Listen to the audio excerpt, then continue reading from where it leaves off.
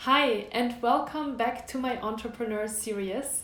I am very excited that you have decided to watch today's video. If you have been watching these videos before, you know exactly what these are about. If this is the very first time that you're watching one of these videos, welcome. My name is Julia Arndt and I'm a peak performance coach and stress management trainer. And I have been doing videos about my journey in the first year as an entrepreneur. And I have been recording these videos for myself, but also for you to learn a little bit more about what is challenging while building my own business, what is really fun, what are my biggest learnings, and what can you maybe learn as well in the process. So today we're going to speak about my 11th month as an entrepreneur, the month of December. One more month to go before I am hitting my 1 year anniversary, which I am very excited about and very grateful about. And today I want to share with you, as I mentioned, all of the challenges and all of the learnings and all of the cool things that I did in the month of December of 2019. My name is Julia Arndt and I'm a peak performance coach and stress management trainer, and I help high achievers just like you develop the next workplace superpower, which is peak performance habits and stress management tools in order to help you remain the high performer that you are. So month 11 of my journey as an entrepreneur has been a really fun and exciting month again as well. So many things are happening and I am so absolutely grateful for it. I always say it. But let me talk a little bit about what happened in the month of December. So first of all, I started the promotion for my 8-week online program, which started in January, which is a live program to reduce stress and really get back into your own power. And I did a 2-week promotion for that at the beginning of December, starting on Cyber Monday. And let's talk about that first, because that was a really interesting experience for me. It was the very first time that I created sales, email, marketing, copies, and pushed out more emails that I'm honestly comfortable with pushing out, because I honestly also don't like it if I'm getting bombarded with emails from other people, and I felt really uncomfortable to do the same thing. So I kind of tried to find a medium between both, because obviously I need to help people understand what's out there and what I'm offering, and at the same time I don't want to overwhelm them, especially at the beginning of December when they have a lot of stuff going on and a lot of things to complete before the end of the year. So that is one of the things that happened, and honestly, I had way higher expectations of how many people would sign up for the program, and it was kind of a reality check for myself to realize, hey, I do not have a lot of people on my email list yet, and I don't have 1 million people that sign up for my program. We have this wishful thinking sometimes, and we have, of course, all these big dreams and all these things that we want to accomplish, and I think that's important. But I think at the same time, it's really, really important to stay realistic. Something that I kind of get over my head with, honestly, from time to time, because that's just what it is. We are dreaming and we're hoping, and we think, yeah, maybe I'm still lucky and I still sell X amount of programs. So that was a really interesting reality check for me, and something that made me realize that I have to build my community, that I need to connect with a lot more people, and that people need to know me a lot longer and better before they're choosing to do an 8-week online coaching program with me. And that's fine, right? That's just a new learning. That's a really important learning, that I am not selling as many programs as I wish at the beginning, but I still have sold a few, and I'm still doing it. I'm still doing the 8-week online program, of course, because it doesn't matter.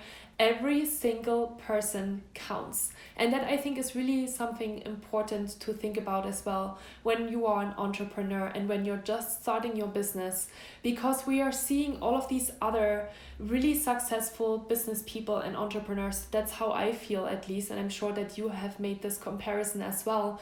And they talk about their 6-figure income, and they talk about, how amazing programs they've created and how many people they have onboarded. And honestly, they have most likely not done that in the very first year. Probably not. If they do make these claims, I think it's very highly unlikely if they haven't had already an email list of 10,000, 20,000 people in the back of their pocket.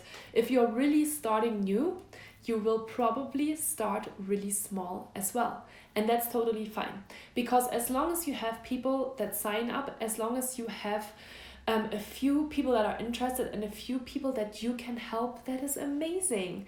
And that is all that counts, because at the end of the day, we are all starting small and we are all learning from our own mistakes. We're learning even the mistakes we make, but also the mistakes that we sometimes have in our heads in terms of having false expectations. That's all okay. And I think we need these reality checks from time to time, honestly, in order to just improve our offerings as well and improve the things that we do in order to be better and really move into that right direction. So that was a really interesting thing that happened to me in December. And obviously it was connected with a little bit of disappointment at the start. But then at the same time, I had a few people that reminded me, hey, you're influencing a few lives and that is all that matters. Because I want to help as many people as possible be preventive in their stress management instead of reactive. And that brings me to the next point in the month of December that has been a really, really important shift for me. But I'm going to do a rebranding for my 1 year anniversary, for my first year as an entrepreneur. And I'm moving away from my business name, which at the moment is Blue Mountain Mindfulness, and I'm moving into calling my business Julia Arndt Coaching. Because one of the big things that I learned over the year is that as soon as people hear my business name, they think about yoga and meditation, something that I'm not doing and something that I'm not teaching. And so that's obviously not aligned. And so I think Julia Arndt Coaching is a lot more connected with just the person that I am and the stuff that I do. And at the same time, I'm not just doing a rebranding from a name perspective, but also from a slight focus perspective and focus shift. You know that I'm a stress management coach, and you know that I am really, really passionate about helping people manage their stress. But at the end of the day, what I'm really trying to accomplish and what I'm really trying to help people with is that they are remaining the high achievers that they are. And that they are learning peak performance tools in order to be better at work, better with themselves, and resolve triggers and limiting beliefs that they have.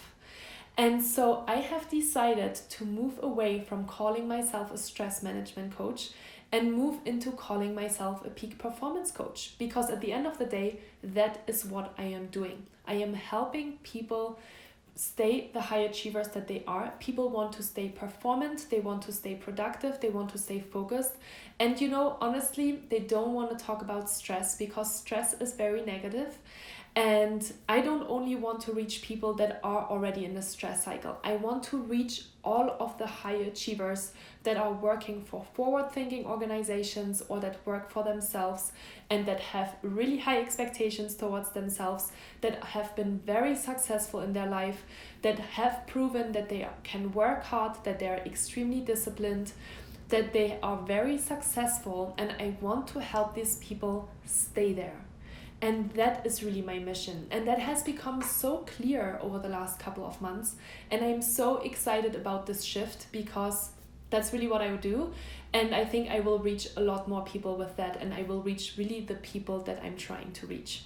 So that's going to be very exciting. So this is going to be a big thing that I'm going to do in the month of January. So we're going to talk a little bit more about that when I'm doing the next video. And what else happened in December? I went to a training in Silicon Valley for a company and I trained around 100 people on stress management. It was really fun. I hired a speaking coach this time around before the training, which was a really cool experience, and he gave me a lot of amazing insights on how to better connect with my audience. And bonus here, if you would like to learn more about him, I actually just did a podcast interview with him at the beginning of January, so you can check that out. I will link it to this video here. It's with Corey Johnson, and we're talking about how to speak so people listen. So that was really powerful and at the same time a little bit nerve-wracking because I obviously went into this training with a little bit of a slightly different approach than I usually had. So every time I'm testing something new in front of 100 people, that's obviously a little bit exciting and a little bit stressful. So that was interesting, but it went really well and I felt really confident, and all of the work that I put in that was really worth it, and obviously also the money was worth it. But yeah, so that was really cool. So I did that and I was really happy to be able to influence a few more people before the end of the year, especially before Christmas holiday hit and before people went on vacation. So I traveled a little bit in December, but not very much. It was only for a day. And then I also, of course, and you have been hearing me talk about this a lot over the last couple of videos, if you have been watching the other videos, is that I've been working a lot on my book. And one of the big realizations, and you can already tell December was a really powerful month. There's been a lot of things that shifted and moved around in a good way. One of the things that I have changed my approach towards is my book. So I am writing my book at the moment, my very first book. I'm super excited about it. I'm trying to publish it at the end of 2020. That's my goal. And I was always convinced that I'm going to self-publish my book. But in December, I went to a local bookstore, and coincidentally, when I was checking out, I talked to the owner of the bookstore and I asked her if she would also work with self-published authors to have books in her bookstore. And she said, absolutely not. She said, I have way too much work and I am already talking to a lot of different publishers. And if I would connect with each author individually, that would take way too much of my time. You should find a publisher. And that was very interesting. I hadn't thought about it that way before, which now in hindsight, this is kind of obvious. Of course, I'm not going to speak with a million different bookstores to get my book in there.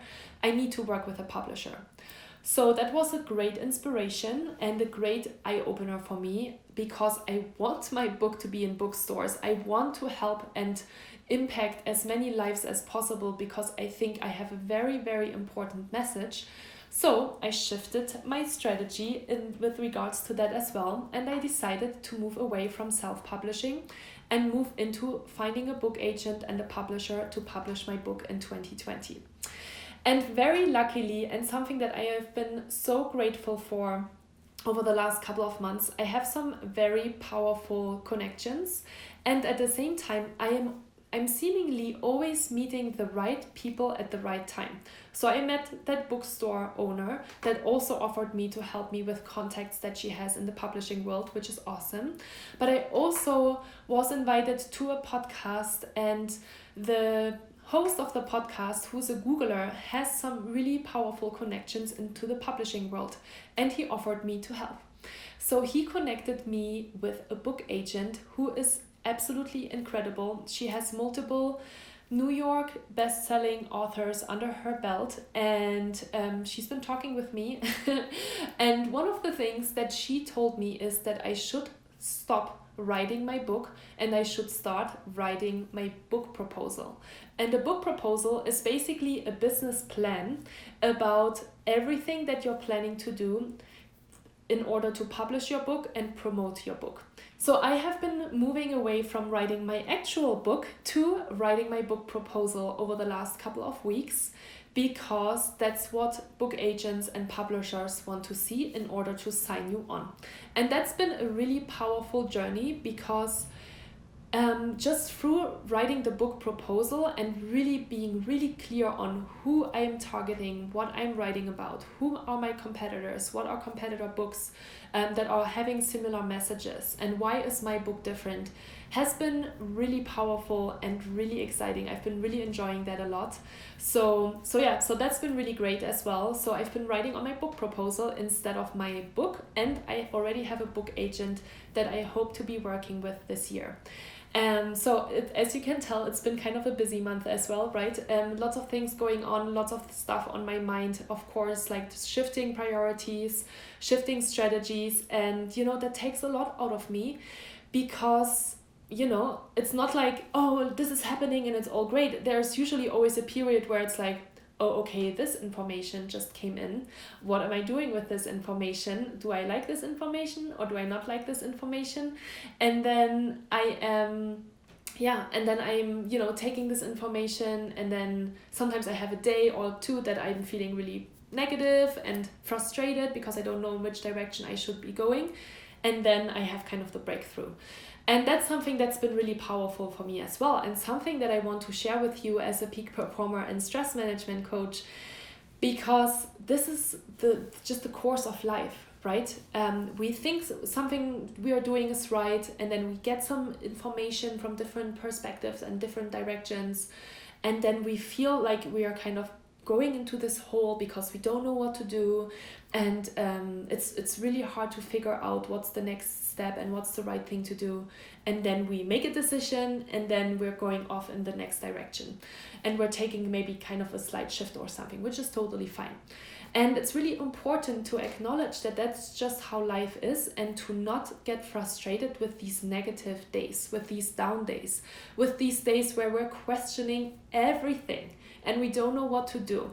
Because we also know, if you are more aware of your life and if you have paid more attention to how kind of these cycles go, that after a few bad days and a few days where we're feeling tired, where we're feeling confused and frustrated, that after those days a decision will be made or something positive is coming. We just need to be patient with it and move along. So that's been really great, and I'm very, very, very excited about my book. Even more so now that I've been writing my book proposal. I've been getting some amazing early testimonials from some of my contacts as well that I'm including into the book proposal, and it's just so beautiful to see that people are really interested to read the book. So that's been awesome.